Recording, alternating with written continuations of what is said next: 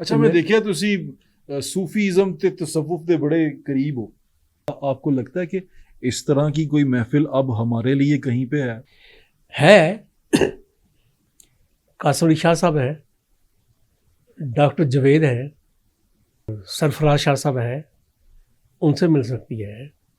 لوگ ہیں اور ہیں سچے ہیں.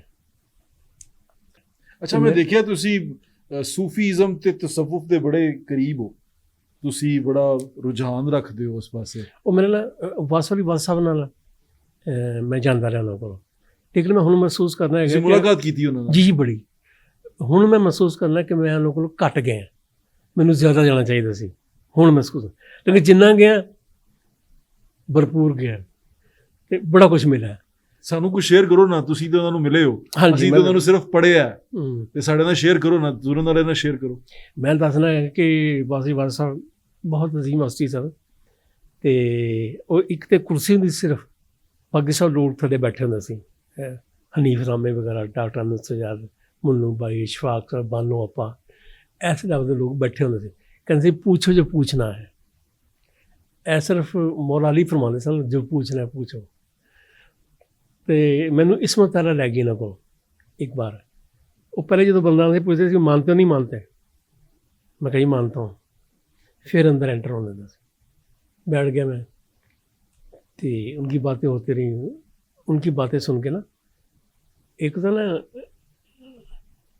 اٹریکشن، لا آف اٹریکشن، مجھے ان میں وہ محسوس ہوا. مجھے انہوں نے اٹریکٹ کیا. ایک ہوتا ریپیل، تو مجھے اٹریکٹ کیا.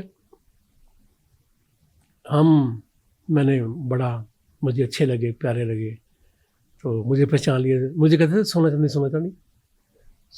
اچھا مجھے اپنے ایک گوڑے کو بٹھانا تھے ہمیشہ.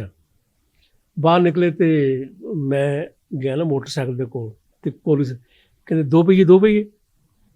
میں کہ جی. اچھا سونا چاندی. اب ملاقات ہوگی 4 پہیے. واقعی جدوں اگلی ملاقات ہوئی، اسی جو محفل ختم ہوئی باہر آئے کہ میں گڈی کے پاسے گیا. کہتے سونا چاندی 4 پہیے. میں کہ ہاں جی 4 پہیے. پھر مجھے یاد ہے میں نے کیا سا کہ 2 پہیے 4 پہیے. اچھا جدوں پوچھتے سی نا پوچھو جو پوچھنا ہے، تو کسی ویلے کوئی سوال ایسا ہونا سی، وہ کہتے سی جواب نہیں دیندے تھے. کہتے رکو آپ کو بعد میں جواب دیں گے. جدوں محفل برخاست ہو جاتی سی نا، اس تو بعد وہ بندے نوں اچھا میں سمجھدا سی کہ شاید انہاں جواب نہیں آتا، تو میں لوگ کے بہ جاتا سی. تو میں پھر بہ کے نا انہوں پتہ نہیں لگتا سی چوری. پھر وہ ان کے سوال کا جواب دیتے تھے. پھر مجھے احساس ہوتا تھا واقعی یہ پبلک میں جواب دینے والا ہے ہی نہیں، کیونکہ اس لیول کی شعور کس کے پاس ہوگا کہ جو اس بات کو سمجھ سکے. تو یہ تھا ان کا. ان کی کوئی خوبصورت ایک دفعہ کفیت ایسی آئی، تو کفیت میں سوال ہو رہے ہیں جواب ہو رہے ہیں، سوال ہو رہے ہیں جواب ہو رہے ہیں. تو ایک مقام پہ آنے کے بعد یعنی اتنی واہ ہو رہی ہے جس عجیب محفل، میں قسم نصیب ہی نہیں ہوئی واہ ہو رہی ہے. تو کہنے لگے کہتے آج نہ سوال تم کر رہے ہو نہ جواب میں دے رہا ہوں. آج سوال بھی کوئی اور کر رہا ہے اور جواب بھی کوئی اور دے رہا ہے. وہ مجھے یادگار محفل ہے. اور واقعی اس دن علم دے چڑی لگی سی. علم دے بڑے فلسفے، بڑے پردے کھل دے گئے. پیار کرتے تھے. ان محفلوں سے جو علم آپ کو ملا، آپ کو لگتا ہے کہ اس طرح کی کوئی محفل اب ہمارے لیے کہیں پہ ہے اور مل بھی سکتا ہے. قاسم علی شاہ صاحب ہیں، ان سے آپ کو رہنمائی مل سکتی ہے. ڈاکٹر جوید ہیں، ان سے بھی آپ کو رہنمائی مل سکتی ہے. اور سرفراز شاہ صاحب ہیں، ان سے مل سکتی ہے. اور ایک جیل میں ہیں بزرگ، ان سے مل سکتی ہے. لوگ ہیں اور ہیں سچے ہیں. اچھا آپ ہیں ایکٹر, آپ کو ایکٹنگ کا شوق ہے, ہوں. آپ بالکل یعنی کہ بنے بنائے ایکٹر ہیں آپ. تو آپ کا جو پنجابی میں جو ہمارے ملک کی پنجابی فلم انڈسٹری تھی, یا ہماری یہ فلم انڈسٹری تھی, پنجابی کو نہ جوڑیں اس سے بھی, تو اس میں آپ کا بہترین آپ کو ہیرو کون سا پسند تھا, جو ہیرو لگتا ہو آپ کو کہ یہ ہیرو ہے ہماری فلم انڈسٹری کا اپنے دور کا؟ پنجابی میں ہاں, پنجابی میں, اردو میں, کسی بھی یونر میں ہیرو. دیکھو وہ تو سلطان رائی تھا, جو پنجابی پیٹرن کو سمجھتا تھا, اور لوگ کہتے ہیں اس کے خلاف کہ جی یہ کر دیا وہ کر دیا, لیکن نہیں, جو اس کو نبض کا پتہ تھا نا اسی کو پتہ تھا.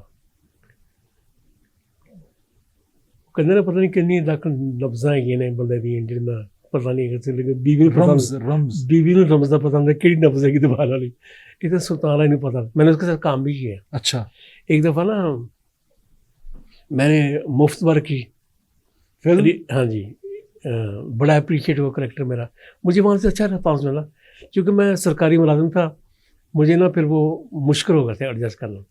ایک دفعہ شوٹنگ کی ہم نے, تو سلطان رائی میرے کو راڑو میں نال لے گیا. اسی بارش اسٹوڈیو چ نا واک کر رہے تھے, کرتے وہ رہتے تھے خاموش. رائی صاحب, ہاں مطلب واک کر رہے ہیں لیکن خاموش.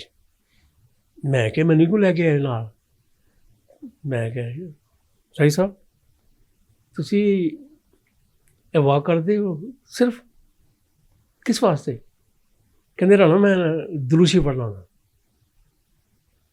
وہ جب ٹائم ملتا تھا دروشی پڑھتے تھے, مسجدیں بنوائی ہوں گی, لوگوں کی ہیلپیں کی. حاجی صاحب کے نام سے مشہور تھے. حاجی صاحب کے نام تھے, اور بڑا نرم آدمی, بڑا نرم آدمی, معاف کر دینے والا, معاف کر دینے والا. بڑا آدمی. یوسف خان صاحب میرے فین تھے. اچھا, کافی لوگ میرے فین. یوسف خان صاحب آپ کے فین تھے؟ جی جی, میں نے بتایا آپ کو. جی جی مجھے بتایا. میرا ڈرامہ منور ظریف صاحب کے ساتھ موقع ملا آپ کو؟ جی جی, منجی کے تھڈاواں. تو جب میں نے اس کا ایک سین کیا نا, منجی کی تھڈاواں میں آپ نے ایکٹنگ کی اس کے ساتھ؟ اسٹارٹ اس میں اطہر شاہ خان کی فلم تھی وہ. ٹھیک ہے. پہلے تو انہیں لیا ہی سی, جب میں نے سین کیا میں نے کہا کتوں آ گیا تم, میں کہتی. پھر میں نے انہوں نے سین بنا لیا, پھر اسی دونوں نے سین بنا کے پرفارم کیا تھا. منور ظریف بہت اعلیٰ فنکار, منور ظریف. عمر شریف ماشاء اللہ, امان اللہ, البیلا, کمال کے آرٹسٹ. اور ننا جی؟ ننا جی تو میں کیا بتاؤں, ننا میرا عاشق تھا میرا. جب میں نے ایک ڈرامہ کیا تھا اس میں کہتا تھا میں کنٹینیو کی ہیں جی ہیں جی, تو وہ یہی کہتے تھے ہیں جی ہیں جی ہیں جی ہیں جی. میں نے گھر جاتا, میرا سیدھا موڈ ڈرامہ جو نا انہوں نے میرا خیال 30 دن دیکھے پردے میں کھڑے ہو کے. ننا جی نے؟ ہاں ننا جی نے, جب میری انٹری ہوتی تھی وہ کھڑے ہوئے تھے. وہ اس ڈرامے میں کام کر رہے تھے کیا؟ نہیں, مجھے دیکھنے آتے تھے. آپ کو دیکھنے آتے تھے؟ ہاں.